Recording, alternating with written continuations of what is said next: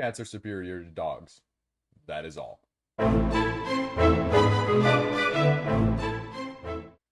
This video is going to be about 5 concerns I have about the upcoming year of 2021 regarding crowdfunding and Kickstarters in general on the tabletop scene. Why is this important? Because it affects everybody. All of these issues are things that are going to affect you if you are pledging it all on crowdfunding.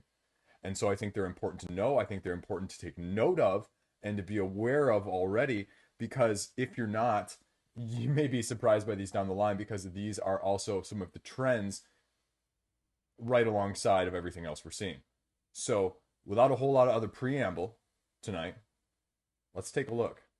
Now, let's start with number 1. And I'm going to make this is the most important point to me. I'm going to make this the first one. I'm not going to make you wade through the other 4 points to get to the one that I'm the most concerned about. This one is by far and away one that I see all the time. It is Deluxification in combination with valuation.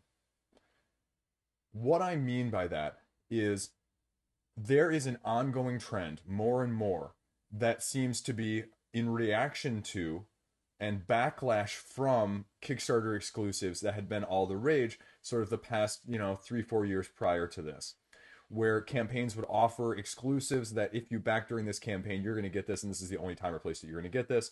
Sometimes with a little asterisk saying, maybe we'll shop it at our web store too.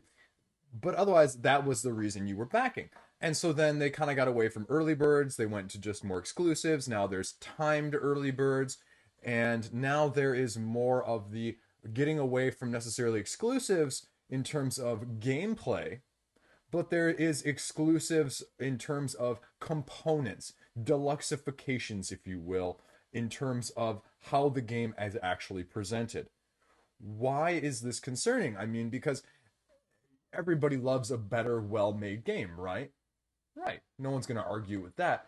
But I think the concern is that, are we going to start pricing ourselves out of potential customers because of the pricing increase? And I think you can go either way on this.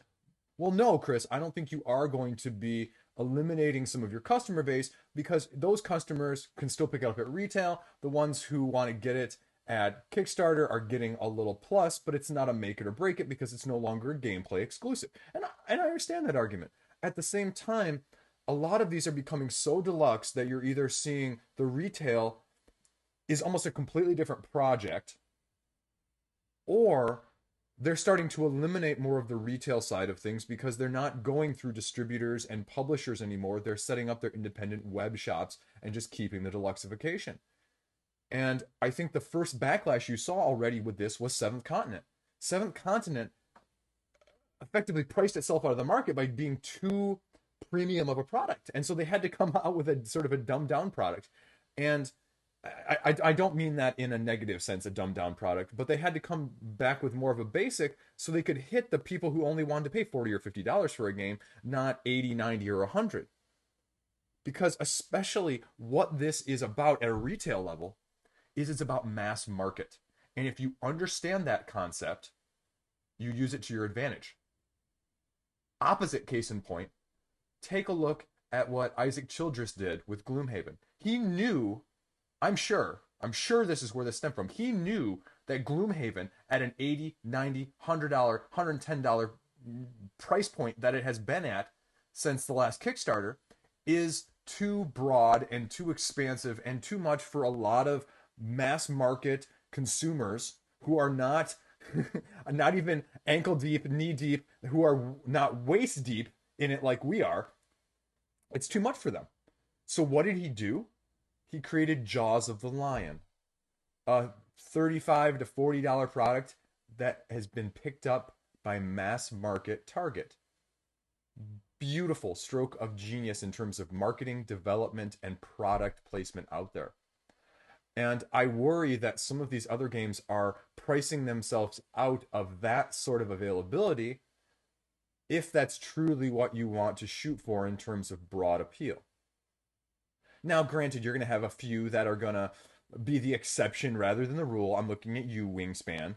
But that's still a sort of a tweener. You know, it's not a $40, It's not an $80, it's more of a 50, 60. So you're going to hit a few people that are going to, cross that bridge. But my most recent case in point has been Title Blades. Now, I almost backed this. This is one of the few ones that I sort of had a little bit of backers regret in, or however you want to say it, not backers regret, I guess is really what I'm trying to say. Of, man, I wish I could have gotten in on that one. And there was always something just holding me up in terms of clicking the back every time. And then even with the late pledges and even with the delay and the super, super late pledges that could still get it, I just kept on holding off.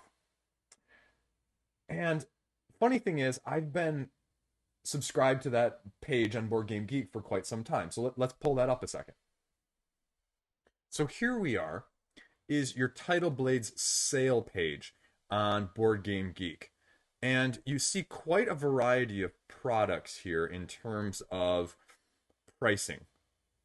And you see lots of different countries. There are 5 pages worth of this. And so there are a lot of range of values right now that people are selling it for.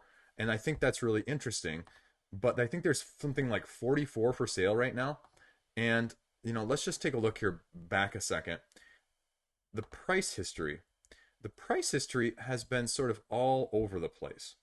You've had everything from the extreme FOMO from about 175 US dollars, but you've also had these other ones, 75, 80, 95, 98, 100 euros. So that's not much more than the price point on the Kickstarter page now, if you remember, was $89. So $89, some of the shipping here, I'm guessing, especially if it's within the US and you're using something like Pirate Ship or PayPal, it's not going to, and people are complaining about the oblong size of the box. It's by weight. Come on, people, it's by weight. If you're using one of those two methods, my guess is about $15 shipping. So if you're selling this, I don't know what they paid pricing wise for shipping from a Kickstarter standpoint. My guess is they paid more than $15 though. So let's say they paid 20. Let's even go as far as saying they paid 25.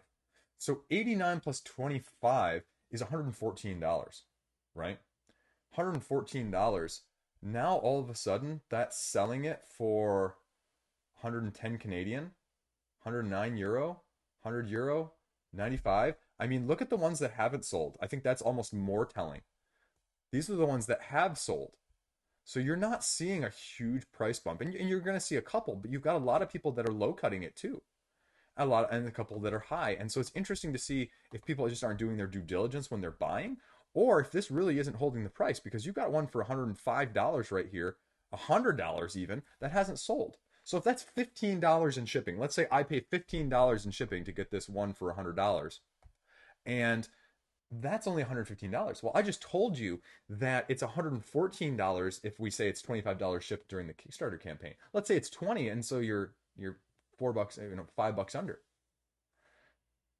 $6 under. So all of a sudden, people that were saying, well, I'm going to back it, and if I can't, I'm going to make some money on it. And that's how this ties into valuation. Is this doesn't get you you're not making money on this. You've had this money, especially if you pledged during the Kickstarter campaign, you've had this money tied up for 2 years. And you're maybe making $6 to $10. That's not good value, people. And so I think we have to start looking away from just what is a good value, because this game is getting mixed reviews, mostly positive, but a few people, especially that just aren't as big of fans of it. It is not a slam dunk as you would expect based on the art. The art is absolutely terrific. The detail, the coloration, the overall presentation, the package as a whole is beautiful. And I've heard nothing but compliments on the production. But if the execution of the gameplay does not match the execution of the production and the art, then this is what happens. This is exactly what happens, is that you don't see that increase in value overall. And my fear is that in this case, it's about break even when you look at it from a value standpoint. What if the gameplay is a little bit more mediocre? Granted, we're less than like a month out of this. I mean, I don't think We're about a month out from the first people that were sort of listing this and selling this. Is this evaluation going to hold up 5 more months from now at the 6 month mark? Is it going to hold up 6 months from them at the year mark? I'm not sure it is. Especially if it's not holding when the iron is hot and the hotness is at its peak. And you have to start applying that broadly then to say, is this deluxification going to actually increase the secondary market value? Or is it going to become so saturated that people become sick of paying that price and they opt for the lesser of two products or just the simpler of two products? Because frankly speaking, some of the retail games that I've gotten in the mail recently, I just got Aquatica, I just got The Loop, I just got New York Zoo, all relatively reasonably priced, and the quality is really good. I don't need deluxification on those. It would be gratuitous. And so I'm happier to pay the low cost. The other concern then is if retail is doing that, is it going to swing a lot of that money that has been so beholden, if that's a word, in the crowdfunding side of things? And are people then going to take a big stake of that and swing it over to the retail side of things? And the answer is, I don't know. But I can tell you one thing, that if this deluxification trend continues, you're definitely going to see a cost increase. Gets jacked up. And that is going to lead in an increase in the weight of the actual product, which leads me directly into point number 2. Point number 2 is the shipping costs. Especially with Corona, especially with resources, especially with production over in China, especially with all of that becoming tenser, tighter, and more difficult to navigate, because this whole pandemic thing is not going to abruptly end when 2021 starts. How is that going to affect the shipping costs down the line? We've already seen it with some campaigns. We've already seen it with Black Rose Wars, where they added a bunch of stuff. You already have people left and right have been blaming it for 9 to 12 months already. And some with good reason, and some just sort of attributing it to that because they were just behind in general. And the problem is it's harder to tell who's who at this point. But now all of a sudden, are you okay with getting that $40 to $50 game and paying $20 or $25 in shipping, as opposed to waiting for retail where that game may be $35 plus free shipping? Like, that balance where it used to be heavily in Kickstarter's favor, is it going to start to more even out? Especially, as I mentioned in number 1, where you're seeing less and less gameplay exclusives that are going to be the main reason that you're going to get it at the crowdfunding level in the first place. Because frankly speaking, I don't want to spend more and more just to get a game to me. I am willing to wait for it to get to me if I can pay less and still get the same content, less blinged out. Lead your games, baby. Lead your games. Point number 3. I've already sort of covered it. Retail pledging. Are we going to see more people skip Kickstarters altogether? I sort of covered this in points 1 and 2. And are we just going to see more on the retail side of things? I'm looking at something like Adventure Tactics, which was backed on Kickstarter. It's one of the other few games that I sort of regretted not backing. It was sort of a lightweight take on the Final Fantasy Tactics version of games. It's coming to retail, and there is very little that is exclusive. And I've already compared the retail price to what the pledge price would have been, and without getting these miscellaneous miniatures and a couple other little things, and it's like 10 or 15, it's like $15 less, and I'm gonna get free shipping.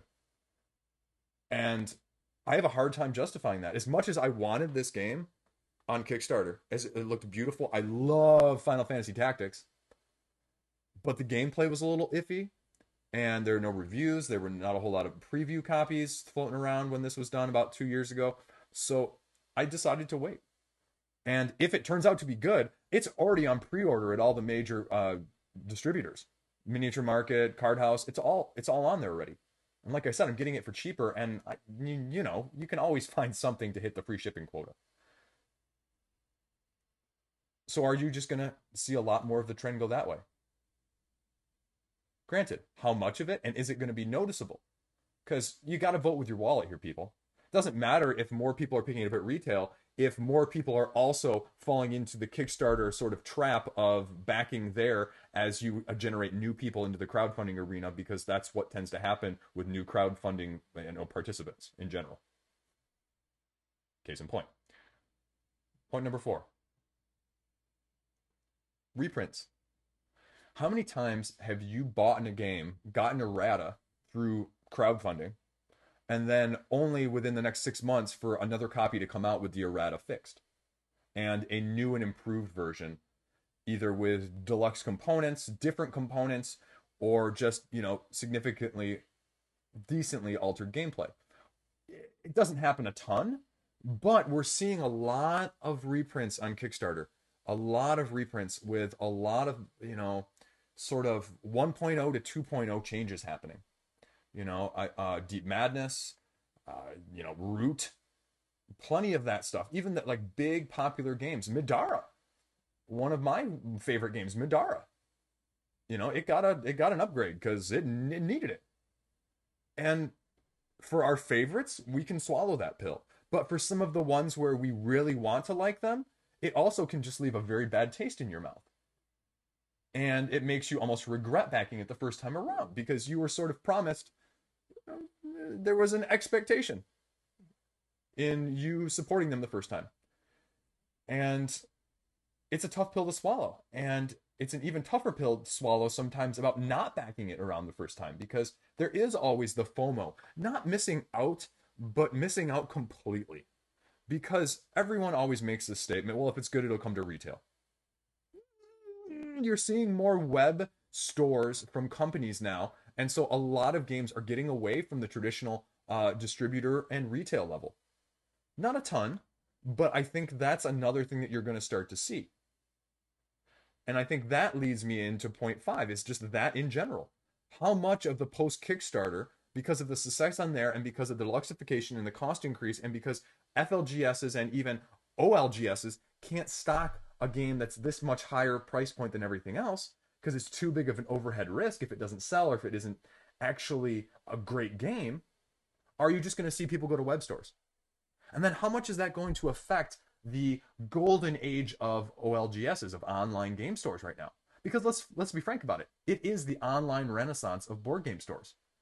Because you can order $100 and get pretty much whatever you want for free shipping from any of these half dozen big market game places. Is it going to affect their bottom line? Are they going to have to change how they do things based on that? I mean, this is a big trickle-down effect. These are all very much even interrelated. And lastly, I'm going to throw on a 6th point here, because this is my other concern, because I sort of pulled that one out of nowhere as well. So point number 6 is going to be, just as a consumer, as a Kickstarter backer, these games are sounding, looking, and playing similarly now on the surface. How do you tell the difference between this one and this one? And sometimes it's really difficult, especially when we don't have hands-on, especially when we're going off someone's video that sort of gives some info and sort of doesn't always give you as much as you'd like or want to make a well-informed decision. They just feel all kind of samey. How do I tell? How do I tell which abstract is actually going to be something that's really good? How do I tell which dungeon crawler, when I'm only seeing shadows and glimpses of it in Bardsong or Massive Darkness 2 at an intro scenario, how do I distinguish which one's actually going to be worth it and which one isn't? Especially when you throw in the previously mentioned exclusives and shipping prices and deluxifications, even with all of the previewers out there. Because they're often only given the same thing that we're seeing. Okay, you can play a Tabletopia simulation online yourself, or you can watch, Dice Tower, Quackalope, whoever play 1-2. I don't know. And that scares me. Because there's so much overlap between a lot of these. The conversation I think we had online about this was, I've got Tokyo Sidekick coming, I've got Freedom 5 coming, there was Hour of Need, there was, one other, generic superhero cooperative game as well out there. It's like 4 all huge superhero cooperative dice mitigation mush. How do you choose one over the other? Do you choose one over the other? Do you abandon all of them and just not risk it? Or do you choose one and hope that you pick the right one for you, not knowing whether it would have been the other one over here that you would have clicked with better, but you only got this one? Because frankly speaking, even with all of the videos that you'll see on Kickstarter pages right now, because you'll see, I mean, I've seen like almost 20 videos on a page before. Some of them will give you decent information, but a lot of them, it is still very difficult to tell. Very difficult. And now in the pandemic age, when you're seeing less physical prototypes given to reviewers and previewers, and you're seeing more Tabletopia, if you're like me, Tabletopia, I cannot watch Tabletopia. I just cannot do it.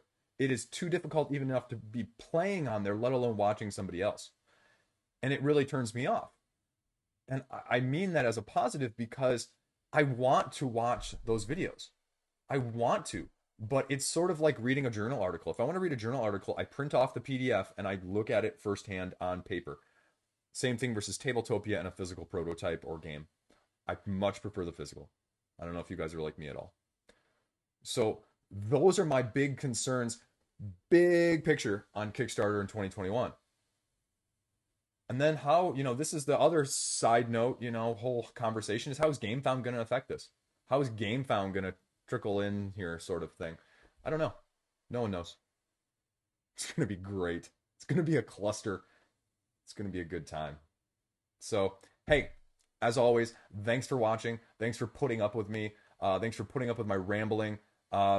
Shoot me a comment. What are you concerned about? I'm going to be doing a video here in the future, just talking about games of 2021 here, hopefully sometime in the month of December. There is not a lot of info about a lot of 2021 games. A lot of the big name 2021 games are actually still undecided or unannounced dates. But I'm going to sort of give you a rundown of sort of what's upcoming, what's quarter one, what's quarter two, what's a couple of the months in the first quarter that sort of have been announced already, and then just what I'm super interested in 2021. So I'll go through it all. And then I'm also going to be having a video soon talking about ISS Vanguard because that's supposedly going to be starting on December 8th. So that's what the rumors have it with prototype stuff coming out to Quackalope and Board Game Co. and a couple other people right now online. So I'll throw something up there about that when that starts or right before that starts too. So as always, like I said, thanks for watching. Stay classy.